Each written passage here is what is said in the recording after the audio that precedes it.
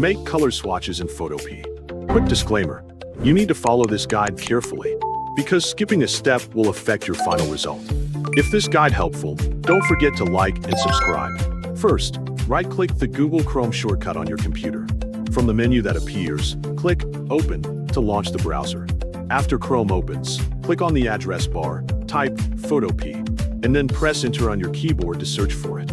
On the results page, select the top option, 𝗟𝗚𝗞𝗘. Once the website loads, the Photopea homepage will appear on your screen.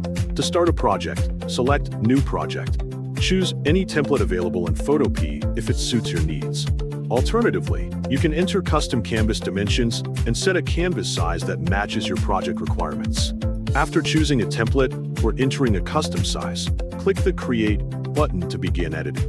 When the editing page appears, press Ctrl and 0 together to fit the canvas neatly to the screen. Next, look at the History panel located on the right side of the interface.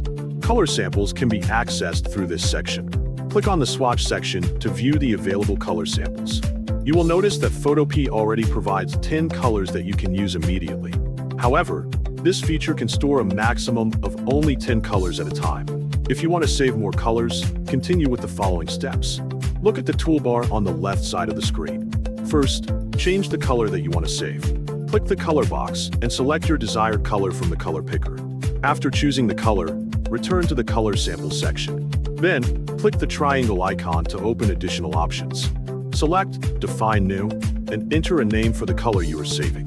Repeat the same process to add any other colors you would like to keep for future use. Once you have finished adding your preferred colors, the new entries will be stored in your collection. You have now successfully created a color swatch in Photopea and can quickly access those saved colors whenever needed during future editing projects. This makes organizing frequently used colors easier and more efficient overall for projects.